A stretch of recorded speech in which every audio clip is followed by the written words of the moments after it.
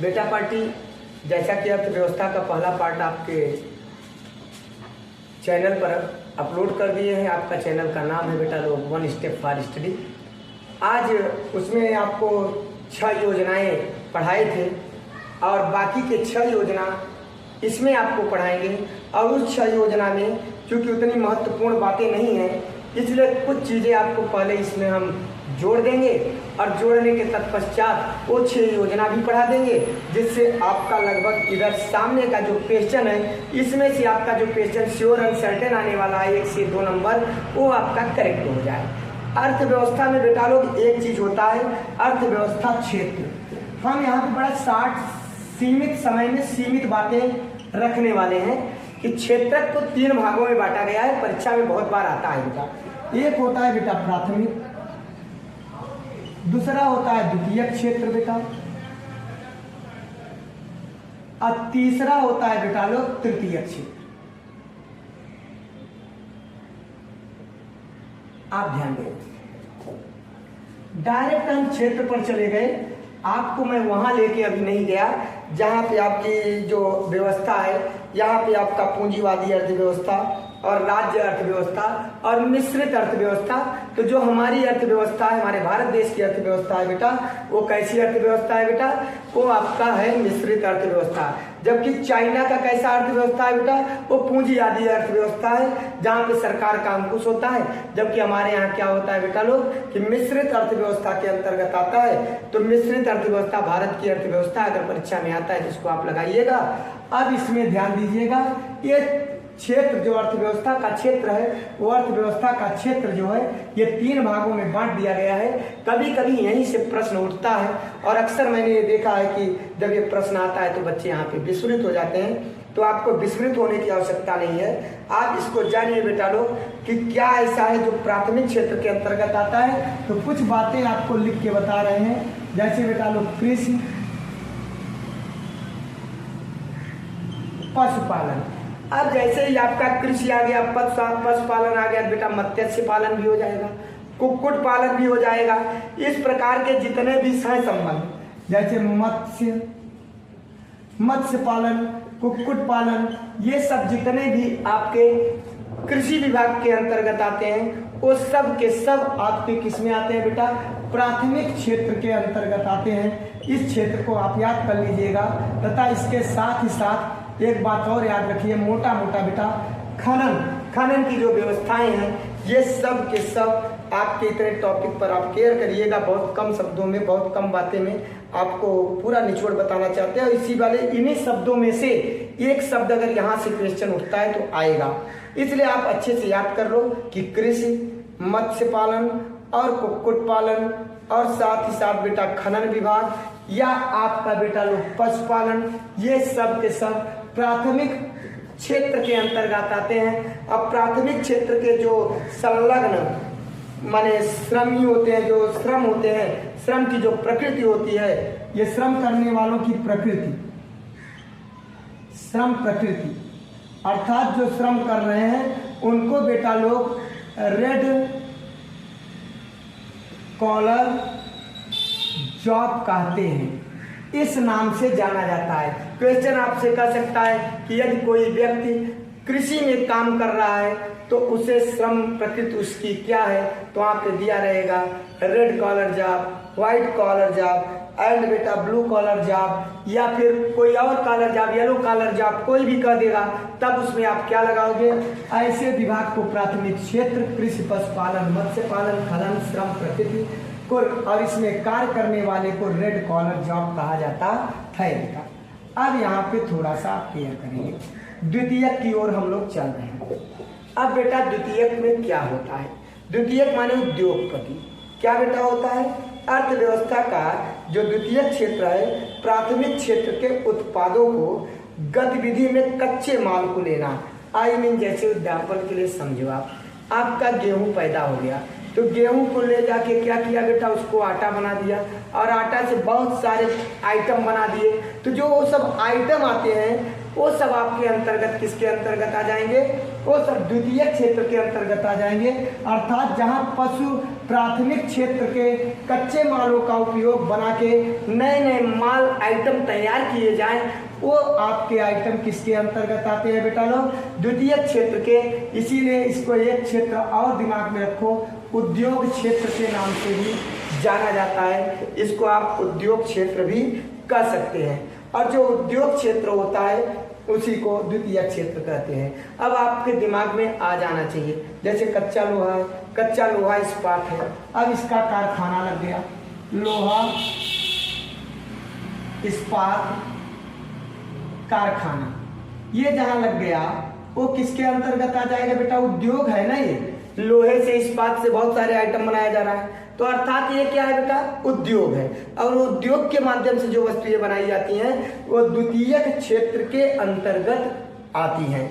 जैसे इसके अलावा बेटा लोग वस्त्र उद्योग। अब वस्त्र उद्योग, किसान बहुत सारे ऐसे होते हैं जो वस्त्र बनाने वाली जो कच्चे माल होते हैं उसको तैयार करते हैं, और तैयार करने में किसान ही तो तैयार करते हैं उसको, और किसान उसको फिर दे देते हैं बड़ी बड़ी कंपनियों को, और वो कंपनियां उससे कपड़े आदि आदि बना देते हैं, तो अर्थात उद्योग के रूप में परिवर्तित करते हैं। कच्चे माल का डायरेक्ट वो एक स्पेशल रूप तैयार करके एक उद्योग का धंधा उद्योग का रूप प्रदान कर देते हैं, वो द्वितीयक क्षेत्र कहलाते हैं। उसमें जैसे बेटा साफ साफ जानो वस्त्र उद्योग।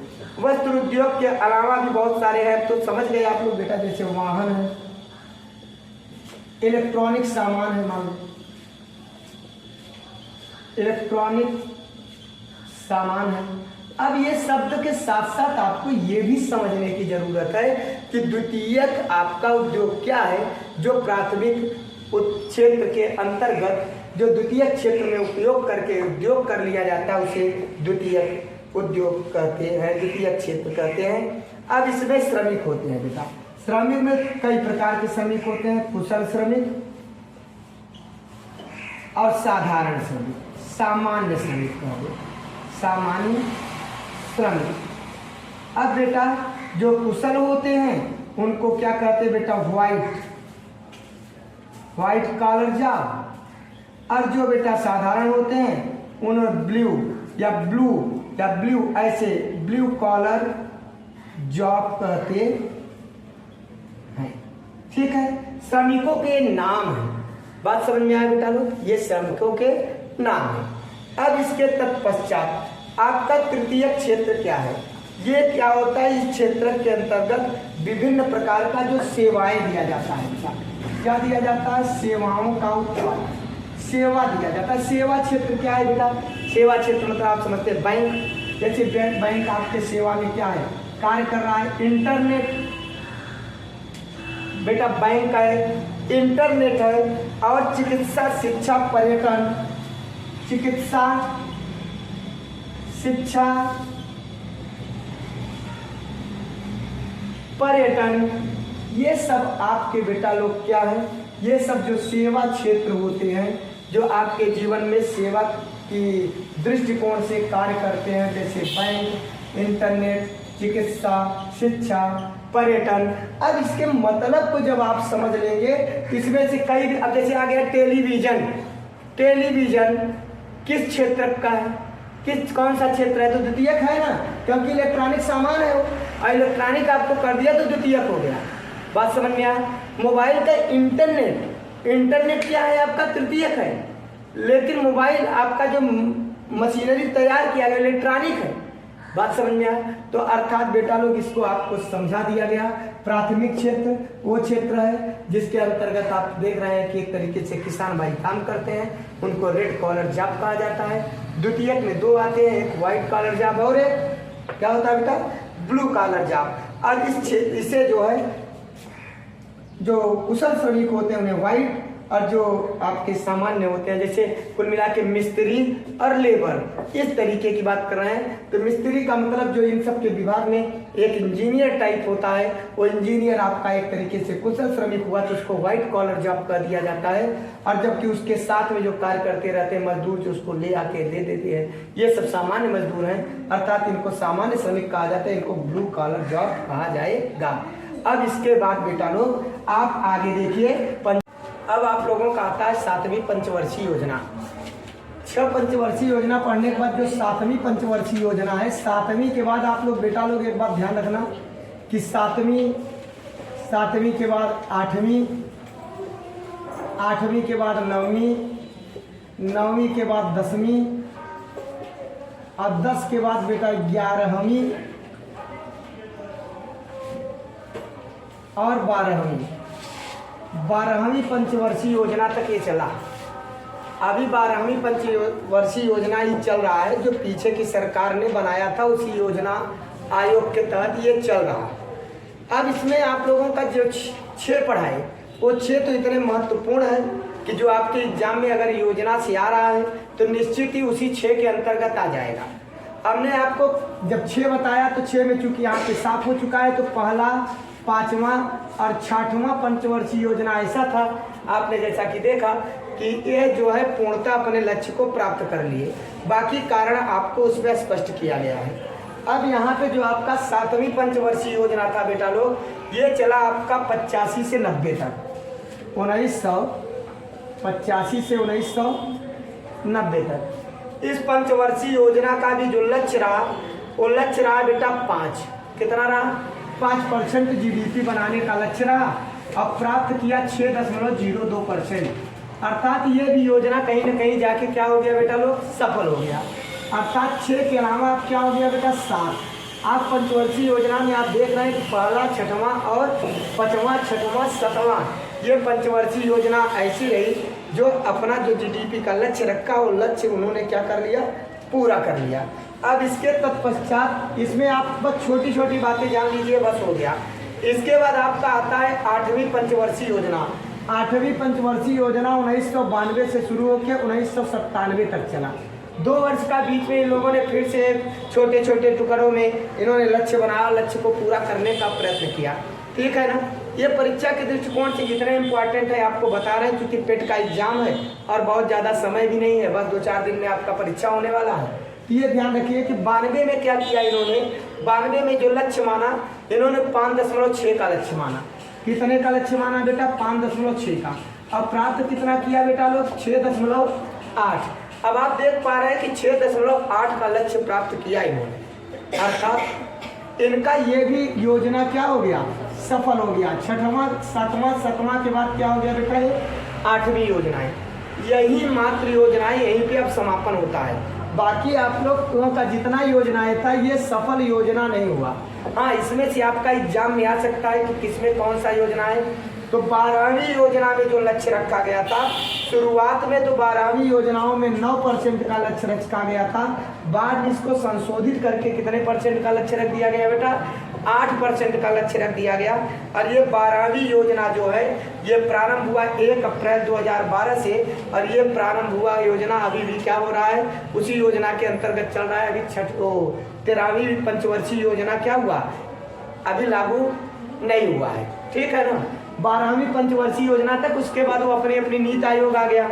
अब नीति आयोग के तहत क्या हो रहा है कि प्रधानमंत्री उसको क्या कर रहे हैं कि वो नरेंद्र मोदी का जमाना आ गया है, और नरेंद्र मोदी अपने अनुसार उसको नीति आयोग बना दिया, और नीति आयोग के अनुसार जो कार्य कर रहे हैं उनकी योजनाएं अलग हैं, उनको आपको अलग ढंग से याद करना है।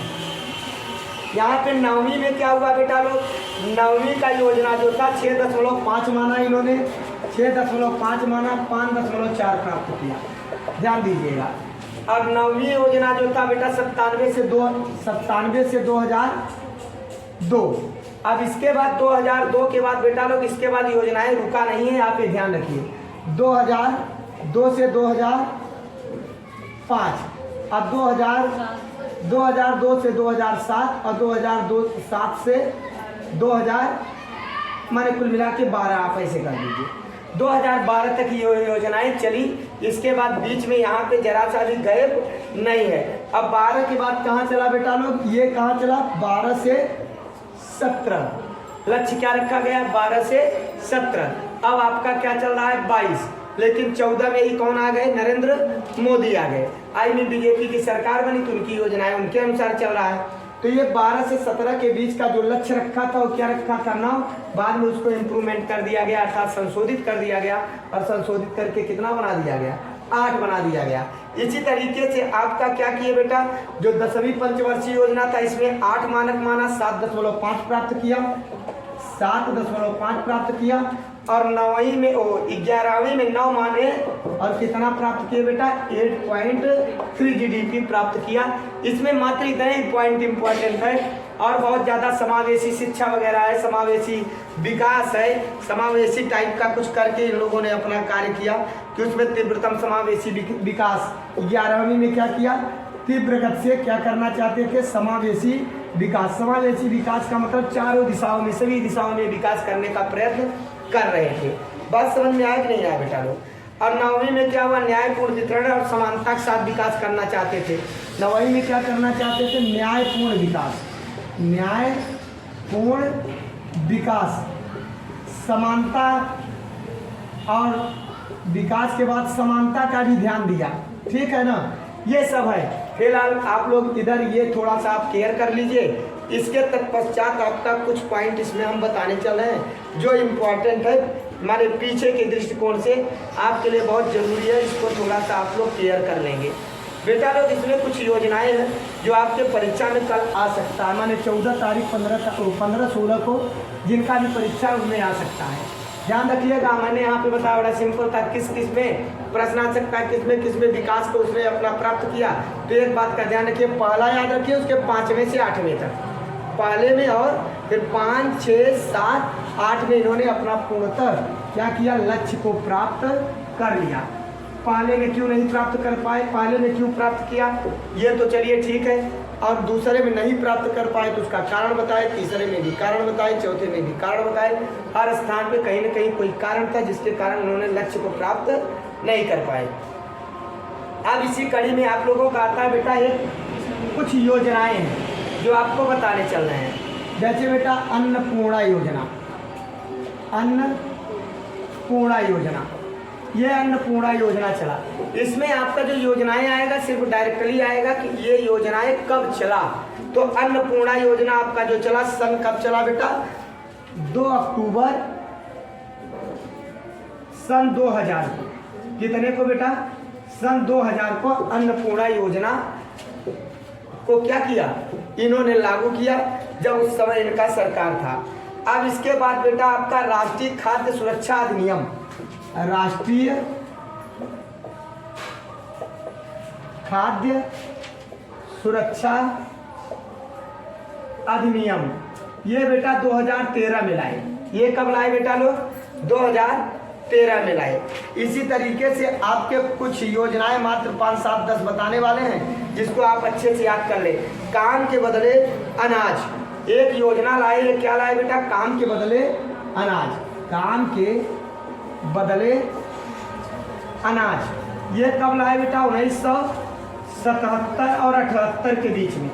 कब लाए, 1977-78 के बीच में। उसके बाद बेटा इसी समय कार्यक्रम क्या किया, अंत्योदय योजना लाए। क्या लाए बेटा, अंत्योदय योजना। अंत्योदय योजना भी इसी समय लाए, 1977-78 के टाइम में अंत्योदय योजना लाए। उसके बाद ट्राई सेम बेटा क्या लाए, बहुत परीक्षा में इंपॉर्टेंट है, ये आ भी सकता है आपका, इसलिए आपको बता रहे हैं। जो ट्राई सेम था, ये ट्राई सेम आपका बेटा 79 में आया, आई मीन 1979 में। इसके बाद आप बेटा जवाहर रोजगार योजना, जवाहर रोजगार योजना, ये जो जवाहर रोजगार योजना आया ये आपका 89 में आया, अर्थात 1989 में। फिर से केयर कर ले, काम के बदले और अंत्योदय योजना, ये दो के दोनों 1977 और 78 में आए। जबकि ट्राई सेम बेटा 79 में, और आपका जवाहर रोजगार योजना कब आया, 89 में, आई मीन 89 में बेटा लोग। इस तरीके से योजनाएं जिन लोगों ने बहुत योजनाएं ले, अन्नपूर्णा योजना आप पढ़ ही रहे हो कि 2000 में आया। इसके तत्पश्चात बेटा लोग आप ध्यान दीजिएगा कि आपका एक था नरेगा। क्या बेटा, नरेगा। नरेगा का मतलब ये होता है बेटा लोग क्या, यहाँ पे देखिए राष्ट्रीय ग्रामीण रोजगार गारंटी अधिनियम। क्या है बेटा, राष्ट्रीय, इसके बारे में थोड़ा डीपली जानेंगे क्योंकि ये कब आया, कब लागू हुआ और उसके बाद कब इसका नाम बदला, ये 2-3 टॉपिक आपके लिए इम्पोर्टेंट है। तो राष्ट्रीय ग्रामीण रोजगार गारंटी, जिसको हम नरेगा के नाम से जाना जाता था। किसके नाम से जाना जाता था बेटा? नरेगा के नाम से। इसकी शुरुआत कब हुई बेटा? ये शुरुआत हुई सन 2 फरवरी 2006 को। यहाँ पे थोड़ा विस्मृत होते हैं। 2 फरवरी 2006 को शुरू हुआ। कितने को शुरू हुआ? 2006 को। आंध्र प्रदेश के बंदावली जिले के अनंतपुर गांव से। आंध्र प्रदेश में शुरू हुआ बेटा। कहाँ शुरू हुआ? आंध्र प्रदेश में। आंध्र प्रदेश के कस्बे बांदावली जिला था।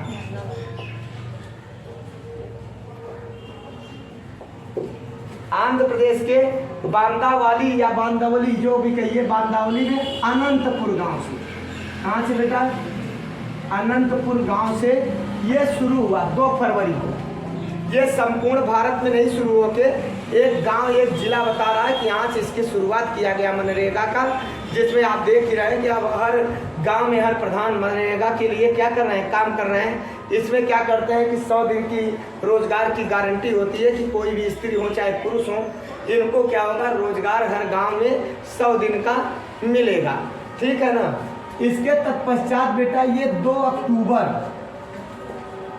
गांधी जी का जन्मदिन है, और 2 अक्टूबर 3 साल के बाद अर्थात ये 2009 में इसको महात्मा गांधी के नाम से जाने लगा, और इसको मनरेगा के नाम से जाने लगा। किसके नाम से बेटा? मनरेगा के नाम से।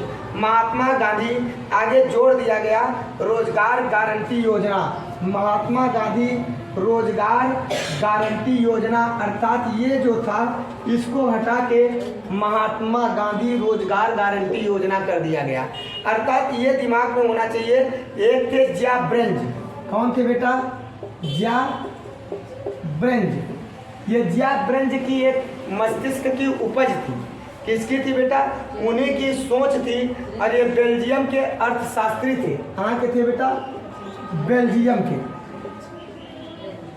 बेल्जियम के अर्थशास्त्री थे। और इन्होंने क्या किया बेटा? इसको उन्होंने माने अपना एक राय दिया, और इस राय पर सभी लोगों ने क्या किया? भारत के लोगों ने भी फॉलो किया।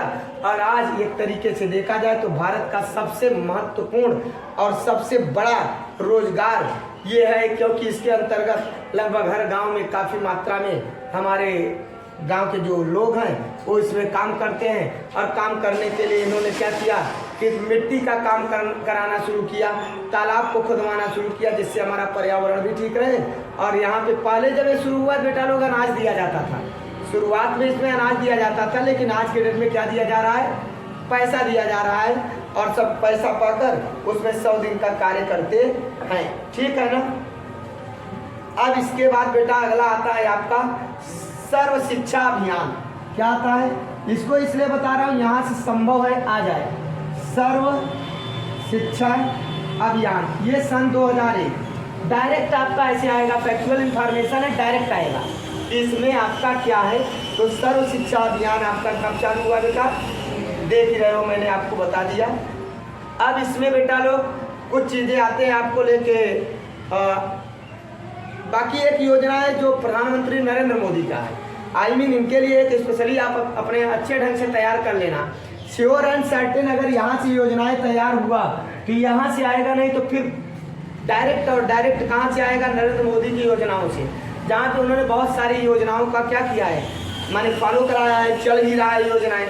तो उनमें आपका जैसे अटल पेंशन योजना है बेटा लोग, प्रधानमंत्री सुरक्षा बीमा योजना है जो 9 मई 2015 को चालू हुआ। कब चालू हुआ? 9 मई 2015 को। बेटा समझ में आना? इसमें क्या है? भारतीय माने प्रधानमंत्री सुरक्षा बीमा योजना और अटल पेंशन योजना, इस तरीके की जो योजनाएं थी। और साथ ही साथ प्रधानमंत्री जीवन ज्योति बीमा योजना, आई मीन जो बीमा योजना है वो कब चालू हुआ? इसको अपने दिमाग में रखिए। 9 मई 2015 को चाहे वो आपका प्रधानमंत्री सुरक्षा बीमा योजना हो, चाहे अटल पेंशन योजना हो, चाहे प्रधानमंत्री जीवन ज्योति बीमा योजना हो, ये बेटा सब के सब आपका कब चालू हुआ? 9 मई 2015 को। ये भी इम्पोर्टेंट के अंतर्गत तीनों आ रहे हैं, बीमा को आप याद रखिएगा।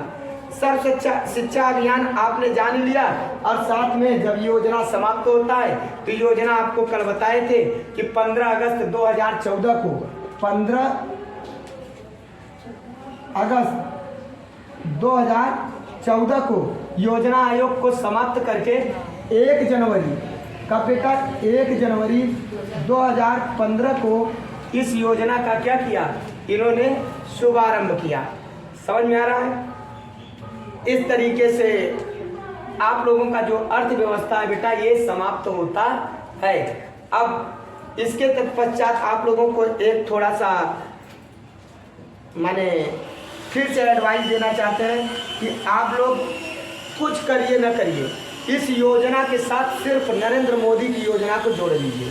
नरेंद्र मोदी की योजना को आप अच्छे से तैयार कर लें। अब इसमें से आप ये जानिए कि जो वीडियो आपको बनाए हैं ये, और अगर नरेंद्र मोदी की योजना को आपने तैयार कर लिया तो निश्चित ये है कि आप 2 क्वेश्चन आपका इसी में से फंसेगा, कहीं बाहर से आने वाला नहीं है। और जो वीडियो में बच्चे देख रहे हैं उनके लिए भी एडवाइस है कि इसके अलावा नरेंद्र मोदी को भी तैयार कर लीजिए, जितनी योजनाएं इनकी महत्वपूर्ण है, विशेषकर 14-15 किया जो अभी लेटेस्ट आए हैं उनकी भी आप तैयारी कर ले, क्योंकि यही वीडियो में आपके आने वाला है। वीडियो में मतलब वो परीक्षा में आने वाला है जो मैं आपको बता रहा हूँ। धन्यवाद।